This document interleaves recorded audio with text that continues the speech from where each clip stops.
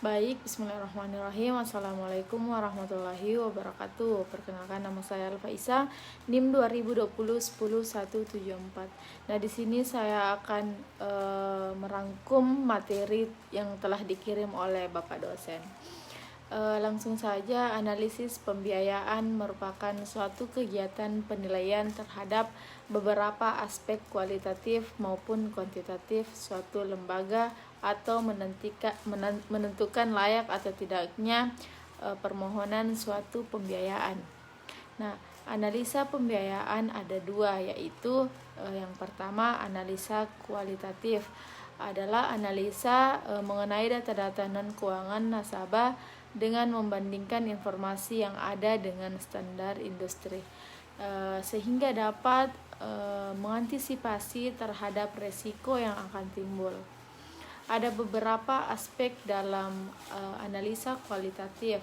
Yang pertama yaitu aspek manajemen, merupakan suatu riwayat dan pengalaman nasabah, di mana bank harus memiliki pengamanan yang tepat serta pembelajaran kepada nasabah, sehingga dapat memperbesar kegiatan usahanya di masa yang akan datang.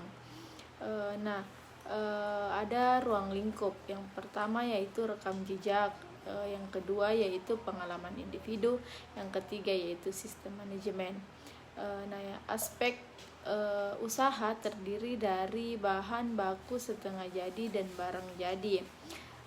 Aspek syariah dan legalitas terdiri dari penelitian, dokumen legal, usaha tidak melanggar syariat.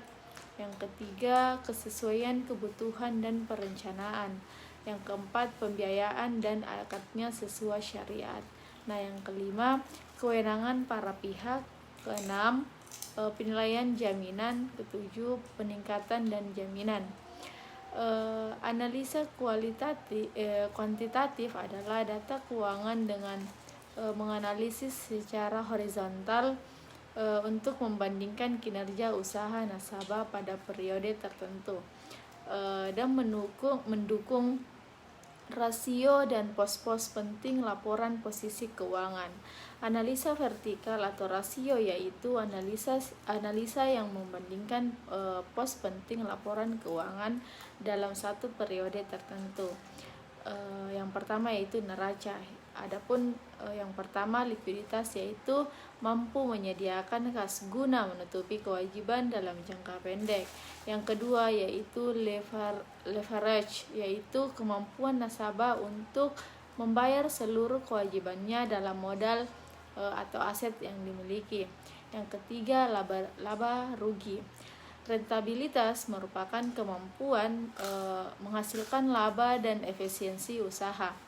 Analisis arus kas adalah memberikan informasi mengenai penerimaan dan pengeluaran kas suatu perusahaan selama satu periode dengan tujuan untuk menginterpretasikan tren dan hubungan dalam satu cara dan konsisten dan tegas. Analisis kebutuhan pembiayaan yang pertama yaitu pembiayaan konsumtif, yang dimana kegunaannya pembelian barang atau kebutuhan nasabah yang tidak terkait dengan usaha. Yang kedua, pendekatan cek rasio mendapatkan dibandingkan dengan jumlah angsuran per bulan, di mana maksimum adalah sebesar 40%. Cek utang lain yang mungkin ada, dokumen dan keabsahan barang yang dibeli. Poin kedua, modal kerja, ya, kegunaannya untuk pembelian bahan baku atau jadi serta untuk biaya produksi atau penjualan. Yang poin kedua, pendekatan dengan cara mengetahui kapasitas maksimum pemutaran usaha. Yang ketiga, pembiayaan investasi.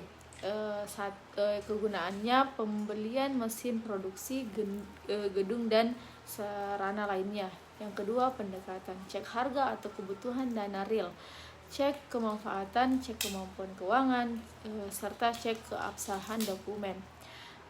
Kriteria investasi ke alat ukur yang menentukan kelayakan suatu proyek. Mungkin itu saja yang bisa saya paparkan pada kesempatan kali ini.